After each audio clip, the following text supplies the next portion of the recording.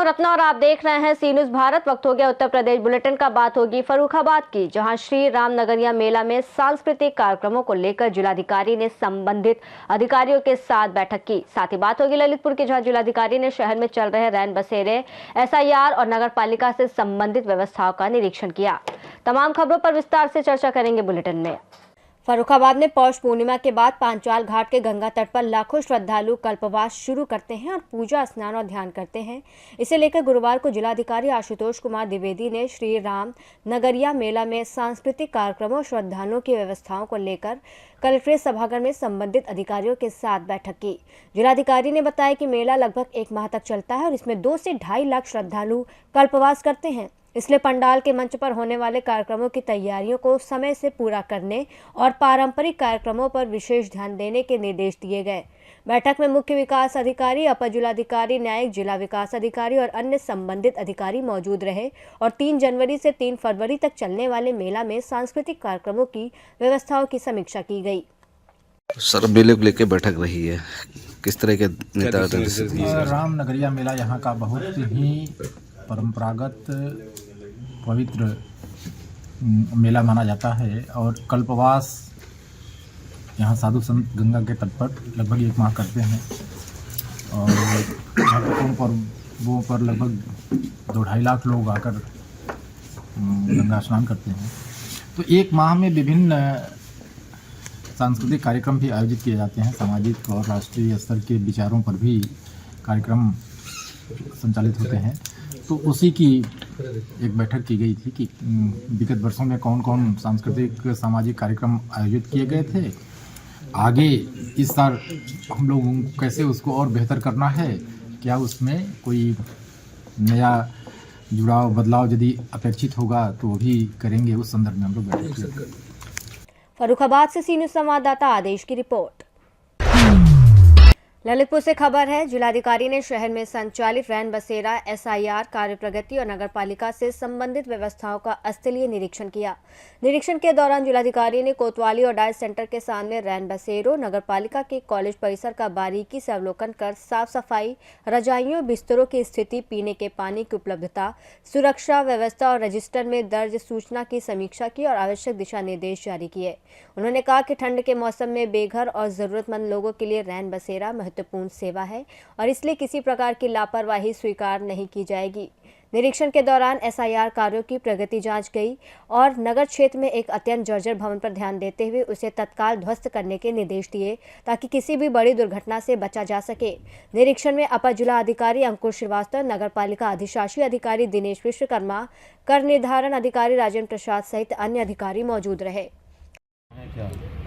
चूँकि अब सर्दियाँ थोड़ी बढ़ रही हैं और आने वाले दिनों में जब सर्दियाँ बढ़ेंगी तो कई लोग जब अस्पताल या स्टेशन के लिए आते हैं तो उन्हें रुकने की आवश्यकता होती है, जिसके लिए शासन और यहाँ नगर पालिका के द्वारा रैन बसेरे संचालित हैं।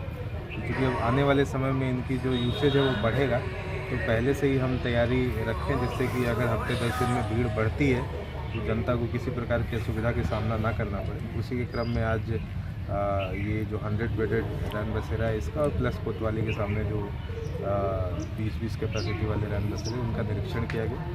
और यहाँ जैसे कि आप लोग देख सकते हैं व्यवस्थाएं दुरुस्त हैं, कुछ जगह थोड़ी बहुत अभी कुछ और कार्य करने की ज़रूरत है। तो चूँकि आज का उद्देश्य ही यही था कि जब पब्लिक को आवश्यकता पड़े उसके पहले हम पूरी तरह से तैयार हों, तो इसी के क्रम में जो भी थोड़ी बहुत कमियाँ हैं उसको निर्देशित सर एसआईआर को लेकर इसके अलावा एसआईआर में भी जो जनपद का हमारा परसेंटेज है, सुबह तक हम लोग पूर्णतया लगभग 92% के आसपास हमारा डिजिटाइजेशन तथा जो लोग मृतक या बाहर हैं उनको मिला के हो गया था।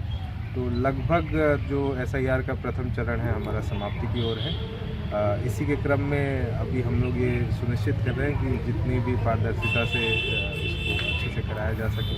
तो उम्मीद कर रहे हैं कि हमारा 1-2 दिन में फीडिंग की प्रक्रिया पूर्ण हो जाएगी। उसके उपरांत जो दूसरा चरण है उसका फिर कार्य शुरू होगा। सर, बूथ और विद्यालय का निरीक्षण किया है जहां पर शिक्षकों का अभाव है और शहरी क्षेत्र में जितने भी विद्यालय हैं वहां पर छात्रांकन ज़्यादा है और शिक्षक कम है। सर इसको देखिए, जो जहाँ तक शिक्षकों की कमी की सवाल है वो तो उसमें कई जगह पे जैसे अभी नगर पालिका का था तो वहाँ पे उनकी व्यवस्था है कि वो संविदा बेसिस पे ले सकते हैं, वहाँ उन्होंने लिया है। बाकी जो भी जिस तरीके से निर्देश प्राप्त होंगे उसमें उनको पूरी करने की कोशिश की जाएगी। और ललितपुर से सी न्यूज़ संवाददाता विकास सोनी की रिपोर्ट। महाराजगंज से खबर है, जहां थाना कोठीबार पुलिस ने मिशन शक्ति फेज 5.0 के तहत मालवेरी कॉन्वेंट स्कूल कोठीबार में बालक बालिकाओं के लिए जागरूकता कार्यक्रम आयोजित किया। कार्यक्रम में बच्चों को महिला सुरक्षा, सशक्तिकरण और साइबर सुरक्षा संबंधी विस्तृत जानकारी दी गई। साथ ही महिला हेल्पलाइन नंबरों का सही उपयोग समझाया गया। बच्चों को गुड टच, बैड टच की समझ, आत्मरक्षा के प्रारंभिक उपाय और किसी भी आपात स्थिति में तुरंत सूचना देने के लिए प्रेरित किया गया। इसके अलावा बेटी बचाओ बेटी पढ़ाओ, सखी one stop centre, POCSO act और मिशन शक्ति सहित महिलाओं और बालिकाओं के हित में संचालित अन्य योजनाओं की जानकारी दी गई। पुलिस ने बाल विवाह, दहेज प्रथा और घरेलू हिंसा जैसी सामाजिक बुराइयों के प्रति भी छात्रों को जागरूक किया और पैम्पलेट वितरित कर जागरूकता सामग्री उपलब्ध कराई। महाराजगंज से सी न्यूज़ संवाददाता मनीष कुमार कन्नौजिया की रिपोर्ट। खबर नोएडा से है, जहां नोएडा के सेक्टर फेज 1 थाना पुलिस ने अवैध गांजा तस्करी करने वाले गिरोह का पुलिस ने पर्दाफाश किया। एक शातिर गांजा तस्कर को गिरफ्तार किया गया और कब्जे से पुलिस ने 64 किलो विशेष किस्म का अवैध गोल्डन मिर्ची गांजा बरामद किया। गोल्डन मिर्ची गांजे की कीमत 15 लाख रुपए बताई जा रही है। वहीं पकड़ा गया आरोपी अवैध गांजे की बिक्री करके लाखों रुपए की अवैध कमाई करता है। पकड़े गए आरोपी पर दर्जनों मुकदमे पहले से दर्ज हैं और पहले भी जेल जा चुका है। पश्चिम बंगाल से ट्रेन के द्वारा अवैध गोल्डन मिर्ची गांजा बड़े शातिर तरीके से गांजा लाकर दिल्ली एनसीआर में सप्लाई करते थे। कमिश्नरेट गौतम बुद्ध नगर पुलिस का ये सराहनीय कार्य रहा। गौतम बुद्ध नगर में सीपी मैम के सख्त निर्देशन में और नोएडा जोन में लगातार अभियान चलाया जा रहा है नारकोटिक्स और लिकर के खिलाफ, जिसमें थाना फेज 1 की टीम ने एक अच्छे गैंग की गिरफ्तारी की है।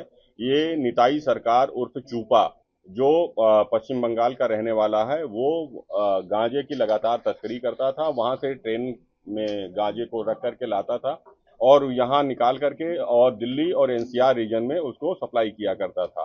अभी ये गिरफ्तार हुआ है। जो ये निताई सरकार उर्फ चूपा है, वो दिनाजपुर पश्चिम बंगाल का रहने वाला है। लगभग आधा दर्जन के आसपास इसके आपराधिक इतिहास है, जो अभी तात्कालिक रूप से पता किया गया है। और अभी जो बरामदगी हुई है इसकी निशानदेही पे, वो लगभग 64 किलोग्राम की बरामदगी हुई है गांजे की। वो स्पेशल किस्म का गांजा है जो गोल्डन मिर्ची गांजा कहलाता है, जिसकी क्षेत्र में लगातार ज्यादा डिमांड है और ये डिमांड के आधार पर सप्लाई करता था। गिरफ्तार हुआ है। इसके पास से एक अदद चोरी का ई रिक्शा भी बरामद हुआ है।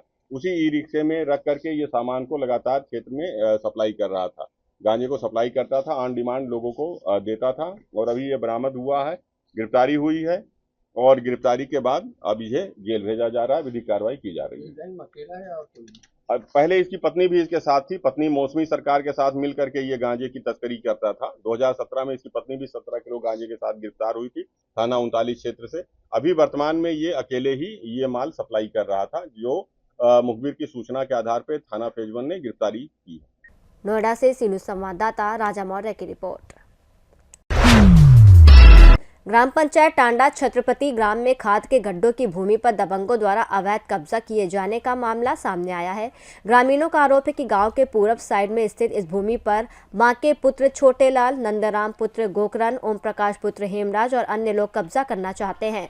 ग्रामीणों ने कई बार इन्हें मना किया, लेकिन ये लोग नहीं माने और रास्ता भी कब्जा कर रखा है, जिससे ग्रामीणों को निकलने में परेशानी हो रही है।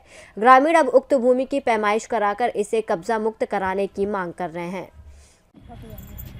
प्रधान जी, क्या मामला? जैसा कि हम देख रहे हैं कि गेस्ट हाउस में काफ़ी महिलाएं भी मौजूद हैं, आप भी मौजूद हैं, क्या मामला है? मामला ये है कि ओम प्रकाश ने इनके नंदराम और बांकेलाल और कई अन्य लोगों के घूरे पड़ रहे थे वहाँ पर। तो मेरे संज्ञान में आया तो मैंने जानकारी भी की गांव में लोगों से। तो उन्होंने बताया है कि सब गांव के 10 लोगों के वहाँ पर घूरे पड़ रहे थे और वो खाद की गड्ढों की जगह आरक्षित है चकबंदी से ही। तो मैंने उन लोगों से कहा, मैंने कहा भाई किसी के साथ गलत मत करो। तो उन्होंने क्या किया, रातों रात घूरे बराबर करके उस पर मिट्टी डाल के अपनी झोपड़ियाँ डाल रखी हैं और इन लोगों को धमकाया भी। और एक महिला तो कह रही थी कि मुझे 112 नंबर गाड़ी आई, उसके सामने ही सिपाहियों के सामने मुझे ढकेल दिया और मारा भी। सीओ साहब ने कल दरोगा जी को भेजा था, कहा था कि जाओ उसे झोपड़ी उपड़ी हटवाओ जाके, लेकिन दरोगा जी ने कह दिया ये मेरा काम नहीं है और ना मैं कर पाऊँगा, इसे SDM साहब और तहसीलदार साहब करेंगे। कौन दरोगा जी थे? दरोगा जी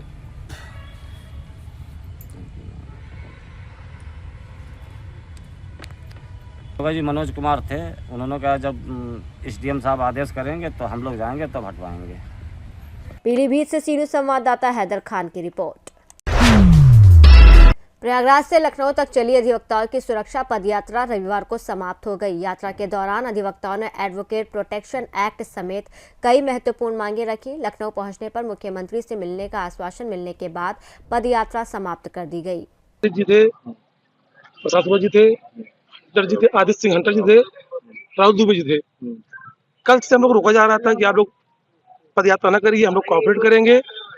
हम लोग पूर्ण रूप से कोऑपरेट किए, अपनी बातें लोग तांत्रिक तरीके से रखे। हम लोग को आश्वासन मिला है कि आप जल्द से जल्द मुख्यमंत्री जी मिलेंगे। धन्यवाद। मुलाकात हुई OST साहब हम लोग मुलाकात हुई है। अधिवक्ता सुरक्षा अधिनियम, जीवन बीमा, 100 बेड हर हॉस्पिटल में हो, सुरक्षा बढ़ाई जाए, टोल टैक्स माफ हो, इन समाओं को लेकर हम लोग बात रखे। लिखित ज्ञापन दिया गया है, आश्वासन मिला हुआ है कि आप सब जो डेलीगेशन था आप सबका फिर प्रयागराज से आपकी जब पदयात्रा निकली तो कितने लोग शामिल थे पदयात्रा में? हम लोग तो जब निकले 200 लोग थे, परंतु बहुत लोग बीमार होने लगे, थकने लगे। बहुत दुर्गम यात्रा थी, बहुत कठिन यात्रा थी, मौसम विपरीत चल रहा था, इसलिए जो है लास्ट में 50 लोग बचे हैं। जो लोग बाहर वेट कर रहे हैं उनको रोका गया था, रोक दिया कि आप लोग मत चलिए, आप लोग 6 लोग चल सकते हैं। और साथी आपकी यात्रा कहाँ रुकी गई और क्या कह के रोकी गई? मोहन लालगंज रुकी थी यात्रा, जहाँ लोग पहला पड़ाव था आज सुबह का, पर रोक ली गई। लेकिन हाँ, फुल कोऑपरेट किया गया, यही मैं कहूँगा। लोगों ने कहा आप गाड़ी में बैठिए, साथ में चलिए, आप लोग बहुत थक चुके हैं, बीमार ना हो जाए, इसका ध्यान रखा गया। इसका हम लोग बात मान के बैठ गए। प्रयागराज से सीनू संवाददाता जाबिर की रिपोर्ट। संभल में भारतीय किसान यूनियन ने ग्राम सारंगपुर में बुधवार को जिला महासचिव अनमोल कुमार के नेतृत्व में जन जागरण बैठक का आयोजन किया, जिसकी अध्यक्षता युवा राष्ट्रीय अध्यक्ष कुलदीप शर्मा और संचालन प्रवीण यादव ने की।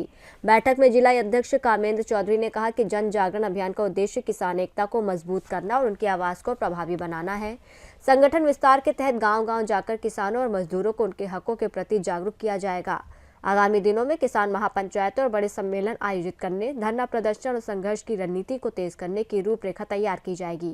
बैठक में कार्यकारिणी द्वारा कई नवनियुक्त पदाधिकारियों की घोषणा की गई और जिला उपाध्यक्ष मिंकू चौधरी द्वारा उन्हें प्रमाण पत्र और पटका देकर सम्मानित किया गया। युवा राष्ट्रीय अध्यक्ष कुलदीप शर्मा ने बैठक कराने में सहयोग के लिए श्रीपाल यादव और अमानत अली का आभार व्यक्त किया। बैठक में जिला अध्यक्ष कामेंद्र चौधरी, जिला संगठन मंत्री ऋषिपाल सिंह, जिला महासचिव अनमोल कुमार सहित तमाम कार्यकर्ता मौजूद रहे। संभल से सीनियर संवाददाता इसरार आलम सैफी की रिपोर्ट। लखीमपुर खीरी में एक युवक का शव मिलने से सनसनी फैल गई। युवक का नाम टिंकू है और उसका शव नौरंगाबाद में नामे महाराज कोठी के पीछे जलकुंभी युक्त तालाब में मिला है। परिजनों ने हत्या की आशंका जताई है और पुलिस को पहले से ही गुमशुदगी की रिपोर्ट दर्ज कराई थी। पुलिस ने मौके पर पहुंचकर शव को कब्जे में ले लिया है और पोस्टमार्टम के लिए भेज दिया है। पुलिस का कहना है कि पोस्टमार्टम रिपोर्ट आने के बाद आगे की कार्रवाई की जाएगी। यह घटना लखीमपुर खीरी में अपराध की बढ़ती घटनाओं को दर्शाती है, जिससे स्थानीय लोगों में दहशत फैल गई है। पुलिस को जल्द से जल्द आरोपियों को पकड़ने की मांग की जा रही है। लखीमपुर खीरी से सीनियर संवाददाता राजेश दिवाकर की रिपोर्ट। बुलेटिन में फिलहाल इतना ही। देश और दुनिया की तमाम बड़ी खबरों के लिए देखते रहिए सी न्यूज़ भारत।